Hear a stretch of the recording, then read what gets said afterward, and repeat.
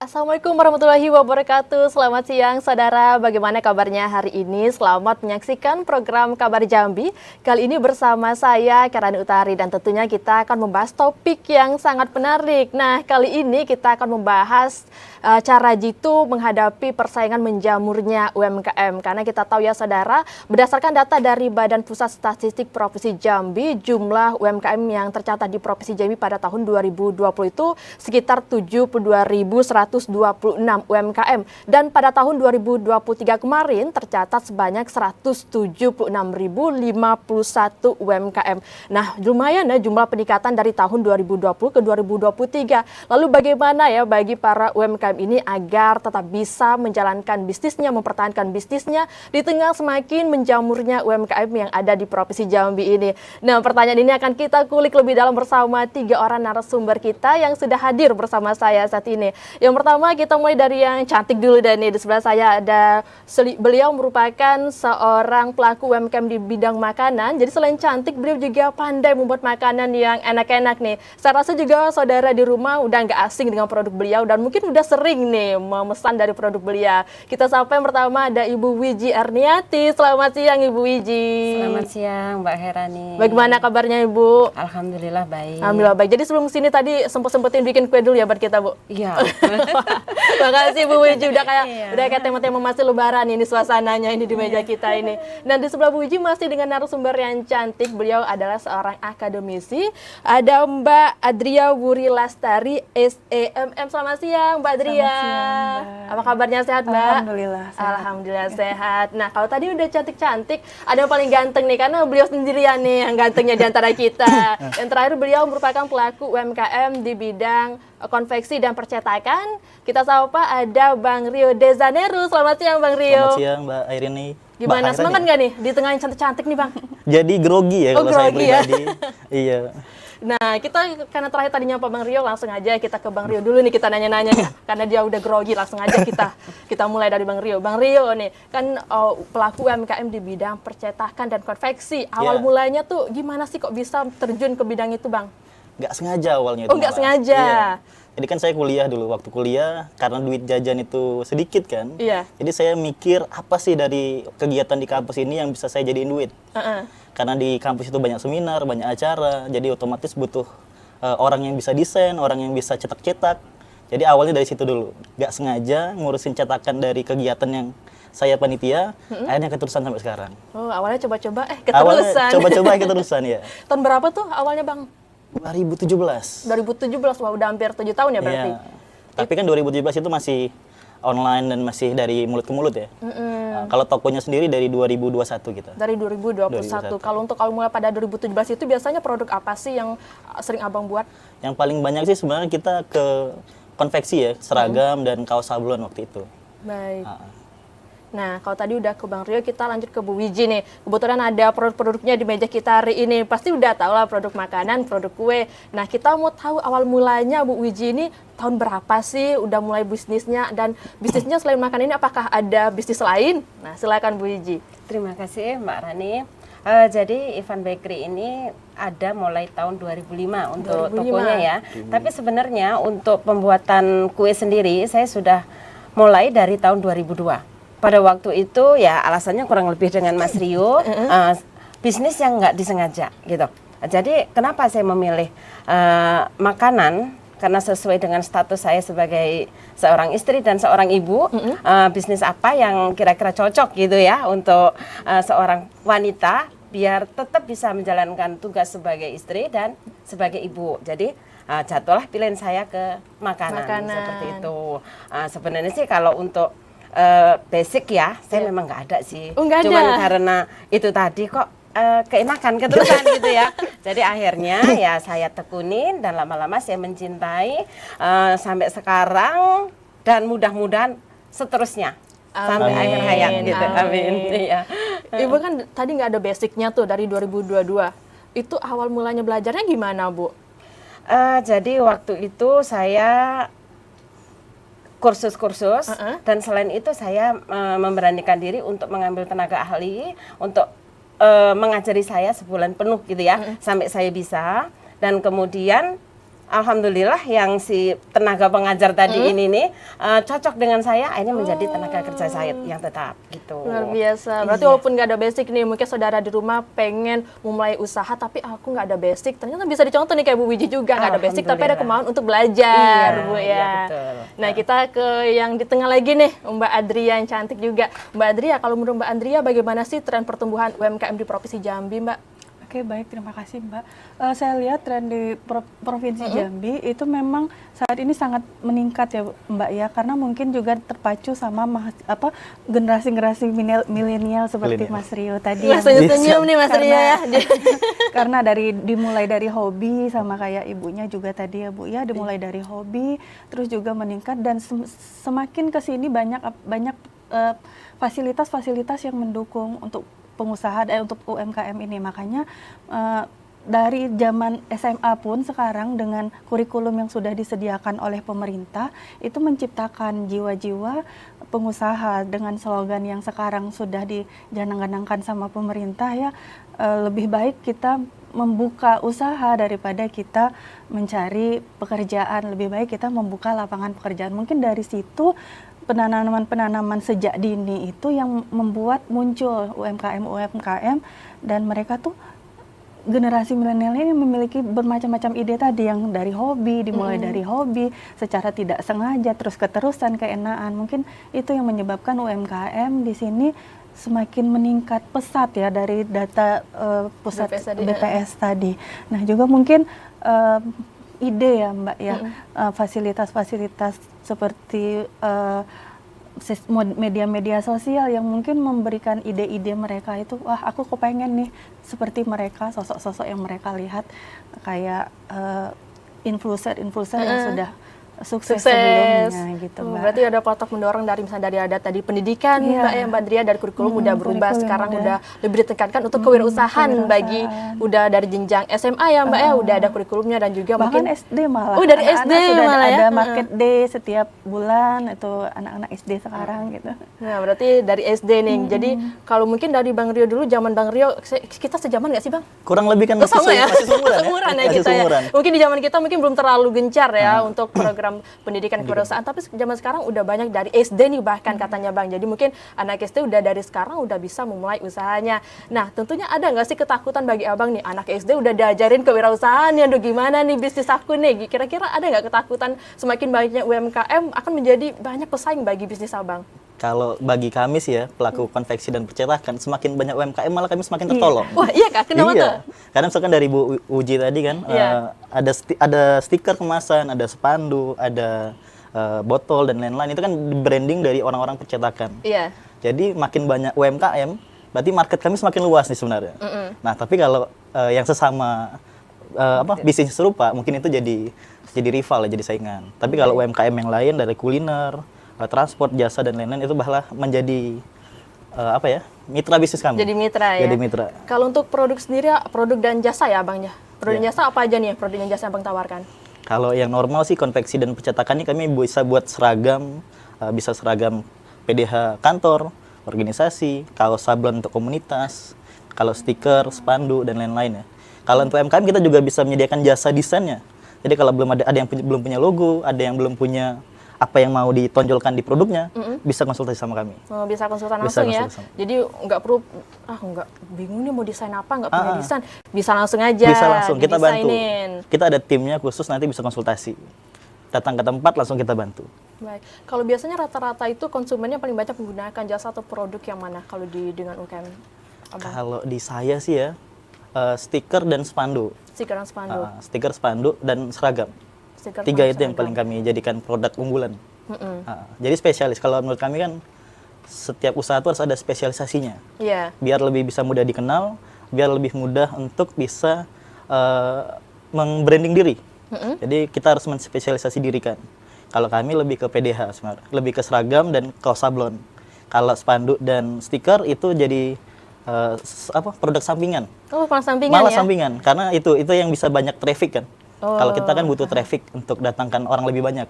Dan produk yang paling sering dipesan tadi ya stiker sama spanduk untuk mendatangkan traffic. Tapi kalau PDH itu biasanya seragam untuk anak sekolah tingkat apa nih? Dari SMP sih biasanya. Oh, dari Kalau SMP. SMP kan ada blazer OSIS, kaos-kaos kelas kayak gitu. Baik. Kalau di kampus kan ada seragam organisasi.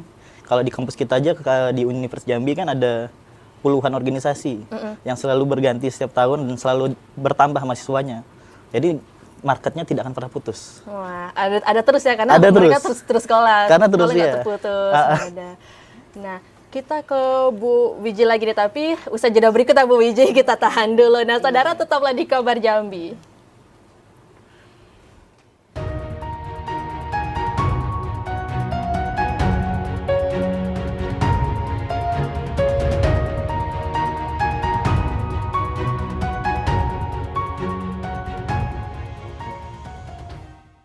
Terima kasih saudara Anda masih menyaksikan Kabar Jambi. Tadi kita sempat nge-PHP Bu Wiji nih sebelum iklan tadi. Nah Bu Wiji, ini kan banyak banget nih varian dari produk Ibu. Pada tahun 2002 itu pertama kali, apakah Ibu udah membuat produk sebanyak ini atau apa sih produk yang pertama kali Ibu buat waktu itu Bu? Oh belum Mbak, tahun 2002 kita membuat kue itu wingko babat ya, sama kue-kue yang bisa dititipkan ke warung-warung dan ke toko-toko. Jadi pada waktu itu kita belum buka toko. Iya. Kemudian tahun 2005 itulah baru membuka bakery.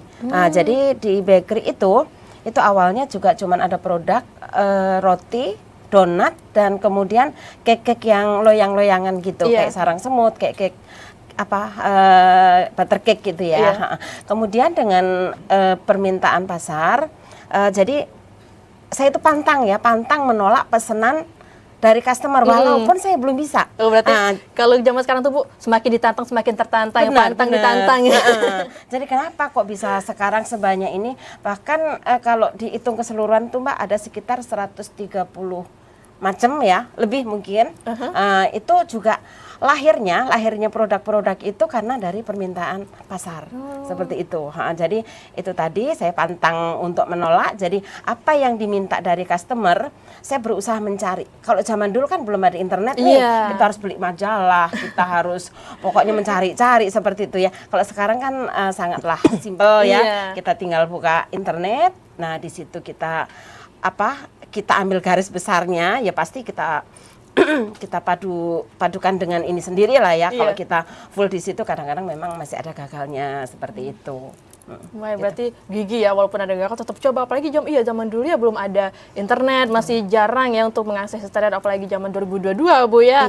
Berarti saya juga melihat itu ada produk minuman nih. Biasa kan mungkin saudara di rumah juga mungkin biasa identik Van Bakery cuma makanan aja, ternyata minuman juga nih Bu. Itu sejak kapan tuh Bu?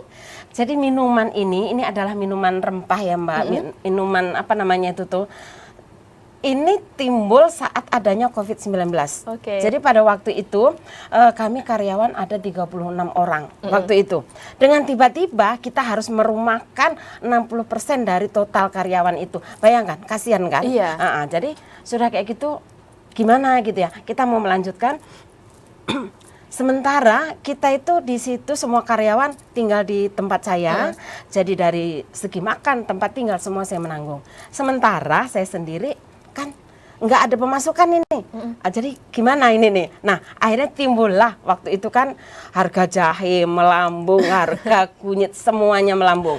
Tapi waktu itu terus saya ada inisiatif gitu ya, gimana ya seandainya saya membuat minuman yang waktu itu bisa untuk memang ya dibutuhkan masyarakat untuk menghindari atau menolak ya tolak balaknya dari COVID itu ya. Nah timbullah saya membuat minuman ini dan alhamdulillah dari minuman ini banyak penggemarnya. Akhirnya saya uruslah izin-izinnya ke Balai POM dan alhamdulillah diproduksi sampai sekarang. Wah, seperti berarti itu. Meskipun ada kesulitan, tapi kita tetap cari peluang Bu ya. Betul Di kesempitan ada kesempatan. Ya. Kalau bahasanya itu. Nah, kita harus cari kesempatan di kesempitan.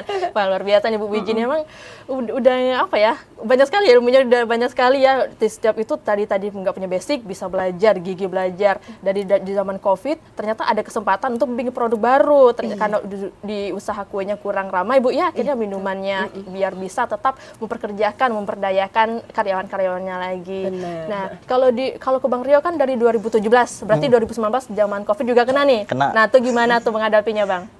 Kacau sih. Kalau bapak perjalanan kan nggak selalu mulus bang ya. Benar, Iya. benar. Kalau di sektor kami, di sektor konveksi dan percetakan, waktu COVID itu kami benar-benar lockdown ya.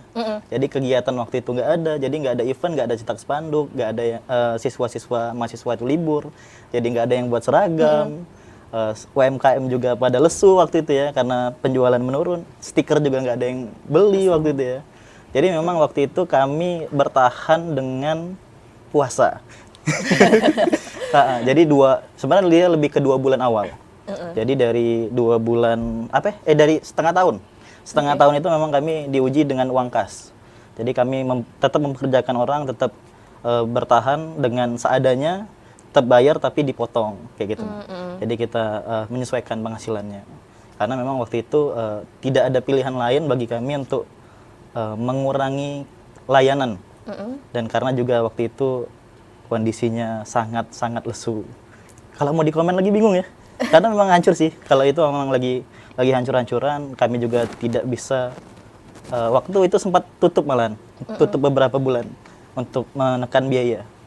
Tapi masih sampai sekarang masih bangkit kan. Nah, itu bagaimana tuh titiknya tuh Bang? Dari kacau kata Bang tadi sampai sekarang masih jalan, malah makin meluas nih usahanya. Kalau itu lebih ke branding position sih. Jadi kalau sosial media kan kita dari 2017 kita mainnya. Jadi dari 2017 kita sudah branding bahwa kita ini salah satu produsen seragam. Yeah. Dan itu selalu kita kencang. Walaupun di COVID postingan segala macam masih kita mainnya di media sosial. Yeah. Pesanan tetap ada tapi tidak sebanyak hari Biasanya, normal. Itulah yang membuat kami tetap optimis bahwa branding yang kami lakukan berdampak dan tetap bisa eksis sampai sekarang. Jadi intinya kalau sekarang kan sudah ada social media yang bisa membantu kita promosi marketing. Dan memang anak-anak zaman sekarang kalau mau nyari apa-apa itu pasti ke social media dulu.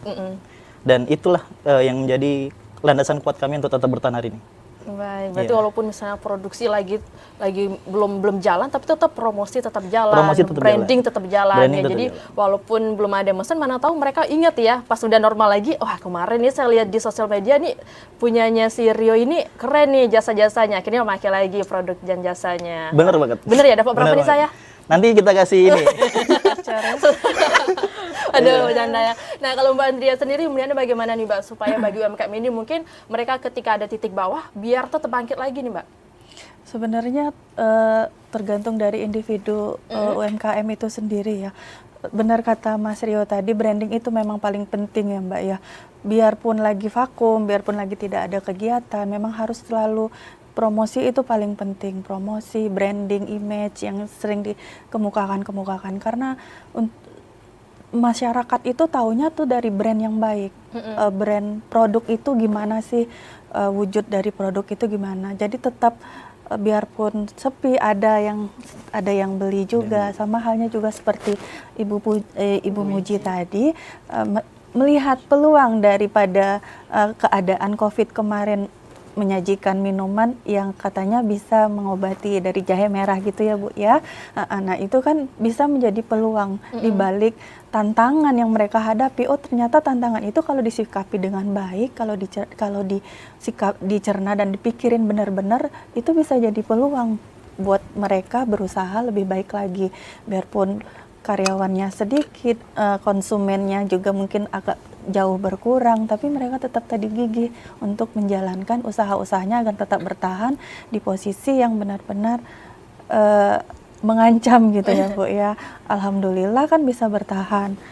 Di tengah-tengah COVID banyak UMKM yang mati pada saat itu. Kenapa? Karena mereka tidak berinovasi. Produk-produk yang mereka sajikan itu ya itu aja, tidak ada pengembangan, tidak ada penyesuaian terhadap apa sih yang masyarakat butuhkan saat ini gitu. Makanya banyak yang mundur karena itu gitu, banyak yang tutup pada saat COVID kemarin. Nah, ini juga menjadi tips ya Mbak Adria untuk bagi UMKM ini agar tetap bertahan di tengah banyaknya UMKM yang lainnya. Berinovasi lah. Iya, inovasi. Nah, gimana nih Bu Uji, kan tadi inovasinya ada sekitar 100 berapa puluh tadi Bu, maaf? 130 lebih. 30 lebih produknya itu salah satu tips jitunya nih untuk bertahan di antara semakin banyak UMKM di makanan juga Bu ya, banyak inovasi dan juga menyediakan apa yang dibutuhkan masyarakat yang diinginkan. Ada lagi nggak nih Bu tips jitunya supaya brand Ibu ini lebih dikenal masyarakat lebih memilih untuk membeli produk Ibu? Jadi untuk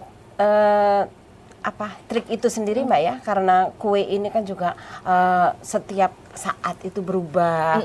Terus ada yang tren anak muda yang lagi viral apa gitu kan. Itu kita terus mengikuti. Selain itu kita juga tetap mempertahankan produk-produk unggulan kita walaupun itu produk jadul, karena pangsa pasar kita ini kan dari segala umur ya, mulai anak-anak, remaja sampai ke orang tua. Seperti itu. Jadi seperti kayak gini nih. Ini yang model-model hamper seperti ini. Itu kita timbulnya memang di saat belakangan ini sesudah Covid. Itu kayaknya menjadi tren banget gitu ya bagi masyarakat Jambi umumnya ya. Khususnya ya. Itu tuh kayaknya lebih pede gitu. Lebih pede mengirimkan kue ke kerabatnya dengan kemasan-kemasan yang menarik seperti itu. Baik. Gitu. Berarti emang harus kita ada inovasi lagi, Inovasi kita yang- ikutin apa sih yang sekarang lagi trending Bu ya di Betul. sosial media. Baik, kalau Bang Rio nih, sewaktu itu kan apalagi kalau konveksi dan percetakan itu bisa di sosial media kan banyak di marketplace, mungkin banyak nih kita tahu kan pesan di marketplace aja lebih murah nih. Nah, gimana menghadapin seperti itu supaya tetap masyarakat yang di Jambi khususnya nih tetap ke Abang nih? Sebenarnya sederhana ya. Iya. Apa yang tidak bisa dilakukan di online sama dilakukan di offline. Iya. Kecepatan. Iya. Iya, misalnya kalau kita pesan online kan pasti ada waktu produksi dan waktu pengiriman. Ya, berarti tidak bisa dadakan dan harus di schedule benar. Kalau meleset dia pasti kan misalnya kayak Bu Wiji ternyata kemasannya habis dan butuh cepat. Kalau pesan online kan dia ada waktu. Tapi kalau dia produksi di Jambi, diproduksi di UMKM lokal, percetakan lokal, dia bisa ngejar waktu yang lebih cepat. Jadi di situ sih. Jadi yang bisa kita tonjolkan untuk melawan pasar online ini pertama kali jelas kecepatan waktu. Yang kedua mungkin kalau dari harga sih online ini harganya ini ya terlalu Nggak masuk akal. nggak masuk akal. Iya, nggak Bingung ya mikirnya di mana untungnya ya.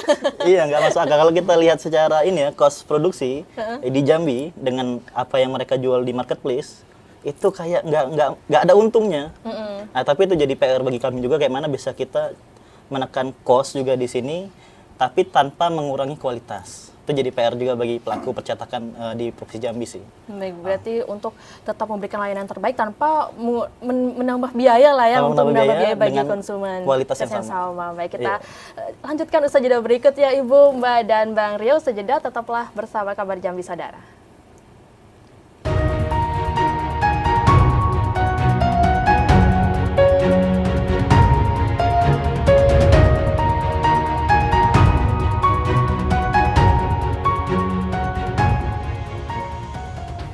Terima kasih saudara, Anda masih menyaksikan Kabar Jambi. Nah, tadi sudah banyak juga yang kita dapat tips-tips dari 3 orang narasumber kita supaya UMKM ini tetap bertahan di semakin banyaknya UMKM yang ada di Provinsi Jambi. Kita mau lanjut ke Bu Wiji lagi nih, Bu Wiji. Kemarin kan kita habis merayakan Hari Raya Idul Fitri dan juga banyak juga UMKM yang tiba-tiba timbul nih membuat kue kering, membuat kue basah ataupun hamper-hamper. Nah, bagaimana juga nih cara Ibu tetap supaya orang tetap ke produk Ibu nih, Bu?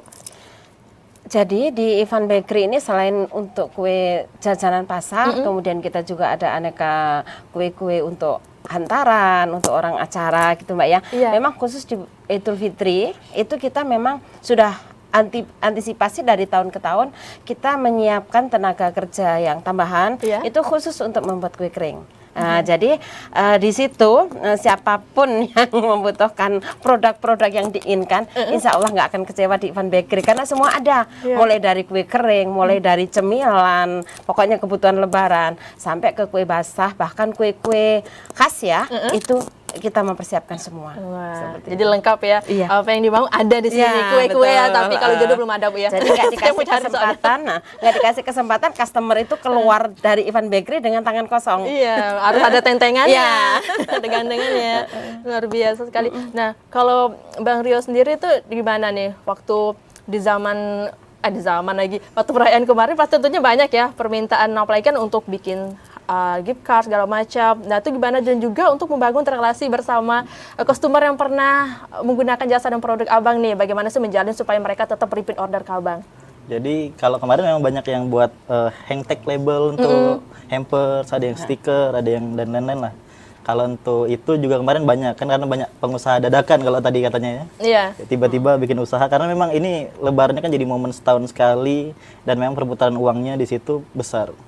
Nah, jadi kalau pasca dari itu karena ini mereka usahanya dadakan dan biasa tidak berlanjut, ya tahun depannya lagi biasa tetap pesan. Oke. Tetap pesan, tapi yang kita jaga kan sebenarnya bukan yang itu aja. Karena kan kami rata-rata ke perkantoran, ke sekolah dan ke kampus itu kami tetap kasih yang terbaik. Misalkan kayak kerjasama sponsorship, potongan harga, promo, dan setiap event kita juga bisa siap bantu ke kenalan-kenalan kita. Kalau ada mereka mau sponsorship, kita juga ada kenalan yang bisa kalau mau masuk sponsor di sini aja, sini aja, sini aja. Gitu. Kita tahan dulu ya, Bang Rudi, ada penelpon nih. Boleh, Halo, boleh. selamat siang. Halo, selamat siang. Dengan siapa di mana? Selamat siang Pak, Bu. Selamat siang. Dengan Bapak siapa di mana?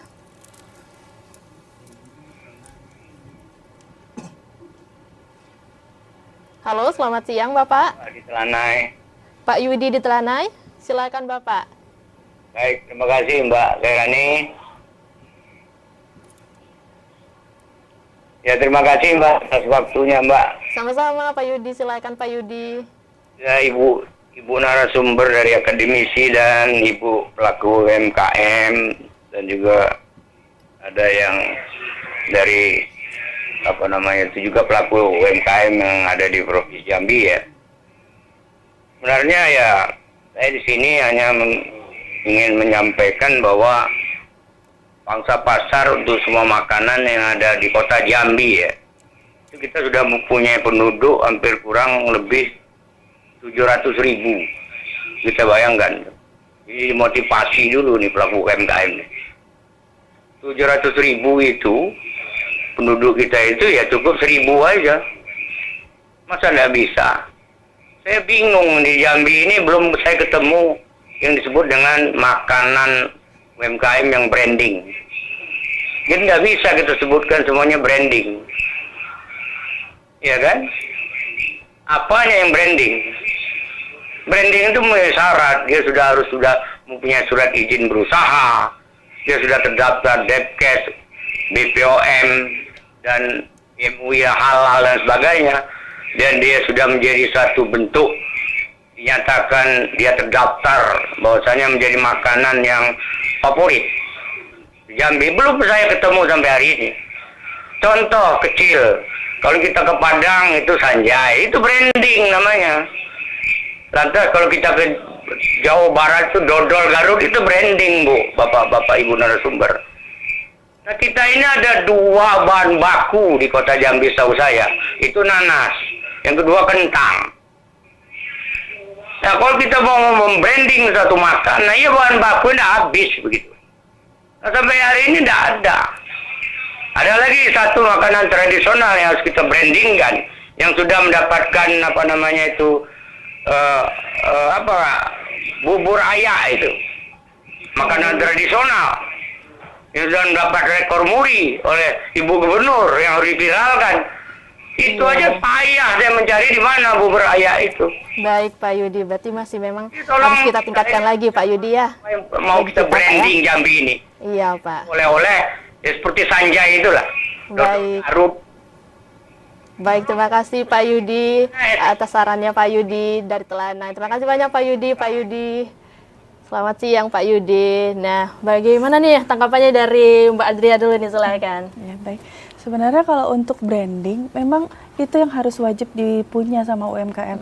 Saya lihat, karena saya melakukan beberapa kali riset ke UMKM langsung melalui wawancara dan observasi langsung ke lapangan, itu memang mereka punya branding masing-masing.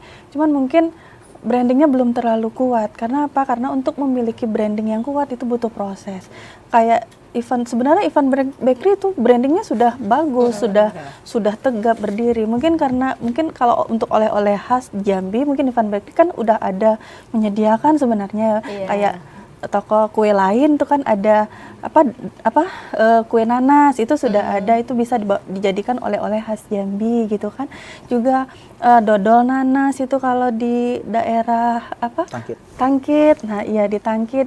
Bahkan anak-anak sering study tour ke sana, diperkenalkan bahwa kita punya makanan khas Jambi yang bisa dijadikan brandnya, katanya tadi brand dari provinsi Jambi itu sendiri. Nah, kalau kita mengulik lagi kentang tadi katanya, kalau di Kerinci itu sudah ada dodol kentang dan keripik-keripik kentang, olahan-olahan kentang.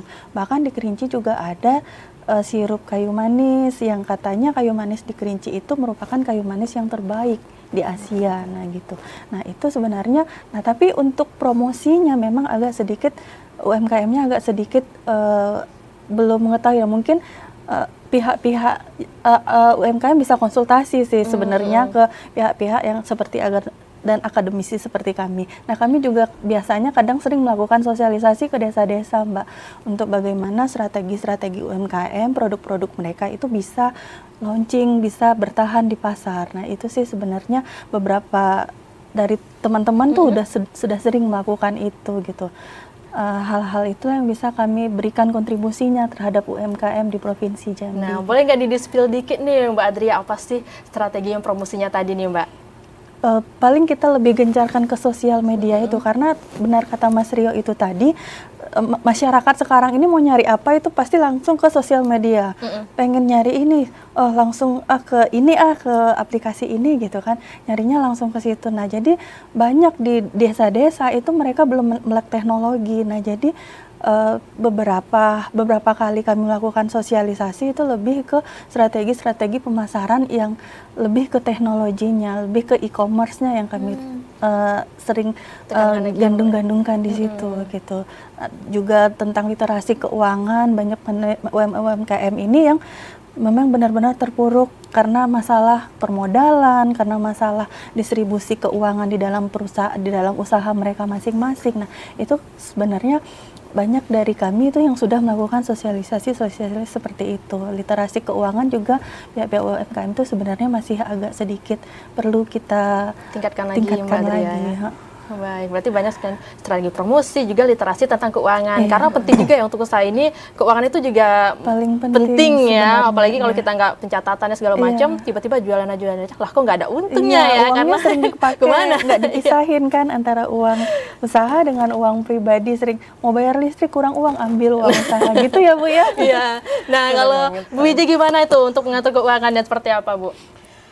Sebenarnya sih untuk teorinya memang seperti itu ya. Kita nggak bisa kita harus memisahkan nih mana kebutuhan pribadi dan mana untuk kebutuhan usaha. Tapi pada prakteknya kebanyakan kita UMKM ini memang paling susah untuk mengatur keuangan, Mbak. Jadi mana yang ada terdekat dulu, itu dipakai yang mendesak dulu, seperti itu. Tapi yang jelas intinya kita juga di samping itu kita harus benar-benar memperhatikan. Kita harus benar-benar bisa mengutamakan yang lebih utama. Jadi jangan sampai kita mencari permodalan dari perbankan misalnya, tujuan kita, proposal kita untuk pengembangan usaha, tapi ternyata untuk kebutuhan pribadi seperti itu. Insya Allah akan selamat. Insya Allah akan selamat. Kalau Bang Rio sendiri gimana untuk usahanya terkait dengan permodalan dan keuangan? Kalau tipsnya? keuangan sih benar sih kalau kata Bu Wiji tadi. Kita harus punya rekening yang berbeda antara rekening pribadi dengan rekening usaha. Dan kedua, kita harus ada satu orang yang khusus untuk ngurusin masalah keuangan. Jangan kita pribadi. Kenapa jangan kita? Kalau kita pribadi kadang toleransinya tinggi. Toleransinya tinggi. Ini masih bisa nih dipakai duitnya ini. Jadi gitu, kalau menurut saya harus ada orang yang concern di situ dan dipisahkan antara urusan keuangan dengan yang lain. Karena keuangan ini kan vital. Harus detail, harus dicatat semua pemasukan dan pengeluaran. Kadang kalau kita pribadi kan kalau CEO langsung, owner langsung, karena banyak ketemu orang di luar mungkin atau banyak urusan, jadi banyak yang ketinggalan, banyak yang kelupaan. Akhirnya ada miss di pencatatan keuangannya. Dan sekarang kan juga ada banyak aplikasi laporan keuangan, pencatatan keuangan. Kalau kami sendiri di Project In sudah pakai. Jadi membantu walaupun kita tidak bisa hire profesional di bidang akuntan, karena tadi lewat aplikasi yang sudah dibuat sama akuntan sendiri, itu jadi bisa memudahkan usaha kami.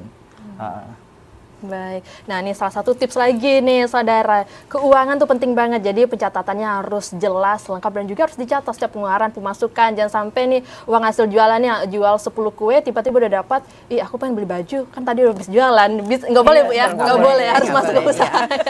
Kalau saya itu kayaknya kayak gitu sih, aduh. Nah, kalau Bu Wiji sendiri terkait tadi kan pemasarannya kalau di 2022 sampai sekarang itu pemasaran seperti apa sih Bu? Kalau untuk di makanan Ibu nih yang paling gencar apa sih yang menggenjot penjualan Bu? Kalau untuk di Ivan Bakery sih memang yang menonjol itu dari kue tradisional karena kita banyak bekerja sama dengan perhotelan, kemudian dengan instansi pemerintah, kemudian rumah sakit. Itu kebanyakan mereka membutuhkan kue-kue yang tradisional seperti itu. Jadi untuk kita sendiri yang pelaku usaha ini ya, karena kue ini kue ketahanannya cuman 1 hari, memang kami agak bingung gitu ya. Kita mau menggunakan bahan tambahan pengawet kita nggak mungkin. Kita lebih diutamakan untuk keamanan gitu. Jadi ya jalan satu-satunya memang kita menyediakan karyawan yang cukup banyak kayak gitu. Nah resikonya di saat pas kita lagi berkurang pesanan, itu memang agak sakit kepala seperti itu. Nah jadi tapi kita selalu punya antisipasi ya. Kalau untuk apa namanya itu tuh untuk mengatasi masalah itu kita menyediakan produk-produk lain seperti cemilan ini yang ada ini. Nah itu untuk mengisi waktu supaya mereka semua bisa tergaji dan mereka semua bisa bekerja dengan maksimal. Seperti itu. Berarti itu salah satu juga nih tips lagi nih. Kita setiap tanya tuh ada tipsnya terus. Jadi saudara jangan pindah-pindah, tetap di sini aja nih, banyak banget ilmunya kita dari tadi nih. Ya nyesel nih kalau nggak nonton nih dari tadi nih. Tadi Bu Wiji juga jelasin tadi juga kerjasama dengan instansi pemerintahan, hotel-hotel. Nah, gimana sih mungkin ada teman-teman UMKM lain nih pengen juga menyalurkan produknya bekerjasama dengan perhotelan, dengan pemerintahan. Bagaimana sih awal mulanya bisa bekerjasama dengan pihak-pihak tersebut, Bu? Pada awalnya sih ya dengan promosi secara langsung ya dari apa namanya dari informasi sesama customer apa ini, terus kemudian mungkin mereka kepo ngelihat kayak mana sih kualitasnya. Terus di situ kami juga ada kemasan, kami kan ada nomor kontak di situ. Nah kadang-kadang orang yang baru kenal gitu kan mendapatkan nomor kontak di situ, mereka langsung telepon. Nah dari situlah pelanggan-pelanggan saya itu alhamdulillah nih sekarang sudah merata untuk di wilayah Jambi. Alhamdulillah gitu. Berarti udah pemain besar ya. Bisa dibilang ya. Alhamdulillah. Bu ya. Udah ya. ini ya rata-rata udah kenal, pasti udah itu menggunakan produk Ibu Bu ya. Alhamdulillah. Insya Allah sudah kenal untuk yang wilayah Jambi ya. Alhamdulillah. Nah, kalau menurut Mbak Adriani, Mbak, apa sih kira-kira yang menjadi risiko bagi pelaku UMKM, khususnya pelaku UMKM yang pemula, sehingga mereka tidak melanjutkan bisnisnya nih, Mbak? Oh, baik. Kalau resiko itu persaingan itu tadi ya. Mereka tidak kadang mau buka usaha itu sebelumnya itu belum melakukan riset pasar sebelumnya. Riset pasar, desain produk yang kata Mas Ria itu sangat penting sekali agar menarik dilihat, packagingnya bagus dan menarik konsumen. Itu juga harus dilakukan untuk membuat produk itu, membuat usaha itu kan. Seperti yang sudah Bu Wiji alami selama ini kan, Ibu Wiji itu selalu itu secara tidak langsung Ibu Wiji sudah melakukan riset-riset pasar, riset-riset konsumen di sana. Nah, beliau melihat bagaimana apa sih keunggulan, apa sih yang harus diunggulkan dari produk bakery-nya gitu. Produk apa yang menjadi produk utama dari jagoannya lah ya Bu ya. Jagoannya lah. Nah, mungkin resiko yang dihadapi itu karena malasnya untuk mencari informasi, malasnya berinovasi. Kebanyakan di Provinsi Jambi ini kalau saya lihat ya Mbak ya, itu FOMO kata anak-anak sekarang ini ya. Usaha ini dilihatnya berkembang gitu. Terus yang lain ngikut. Jadi pada ini semua pada latah, bukan yang sebenarnya apa sih usaha yang sebenarnya baik untuk dijalankan. Untuk dijalankan hingga jangka panjang, Mbak Adria ya. Nah, saya pengen nanya-nanya lagi, tapi kita udah harus break dulu nih, Mbak Adria, Bu Wiji, dan Bang Rio. Dan saudara tetaplah di Kabar Jambi.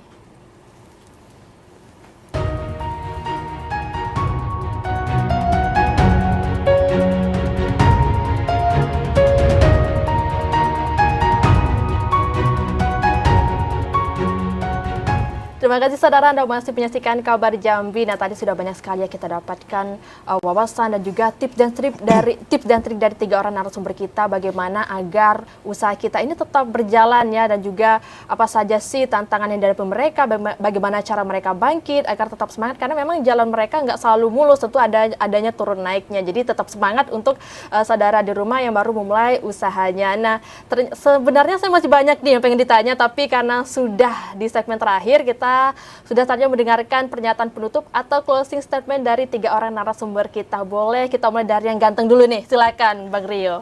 Karena saya yang paling ganteng ya, Mas. Iya. Kalau saya sih yang penting kalau pelaku UMKM yang baru mau mulai atau sudah mulai, cari diferensiasi produk. Pembedanya dari UMKM lain itu apa? Karena kalau kita sama aja, jadi orang untuk milih kita tuh landasan value-nya apa? Kan nggak ada. Sama cari spesialisasi.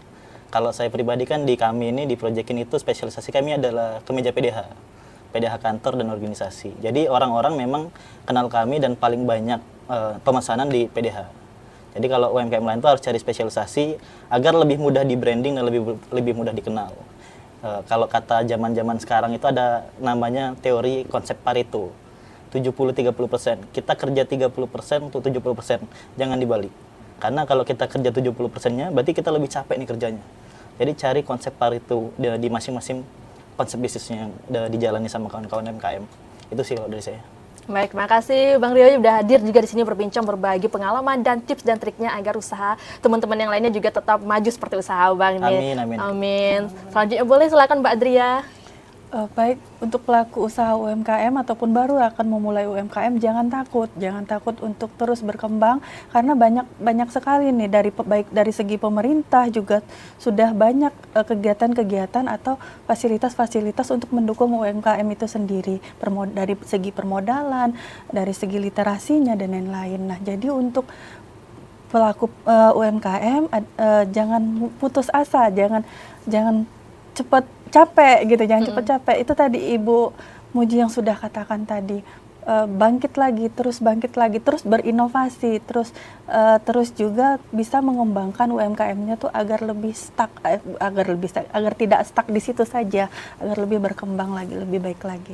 Baik, makasih juga Mbak Adria sudah meluangkan waktunya berbagi wawasan dan juga tips dan trik untuk teman-teman kita dan saudara-saudara kita yang ada di TVRI Jambi ini. Selanjutnya yang terakhir nih Bu Wiji, silakan Ibu. Jadi bingung nih Mbak, semua udah disebutkan beliau ini. Makanya tadi udah diwakili. Jadi intinya gini, sebagai UMKM kita harus pinter-pinter untuk mencari peluang gitu ya. Kita harus banyak-banyak riset seperti Mbak Andrea tadi katakan. Kemudian untuk masalah keuangan itu memang sangatlah penting ya, sangatlah penting. Kalau kita mendapatkan keuangannya lebih baik untuk berinvestasi guna kemajuan usaha. Itu aja.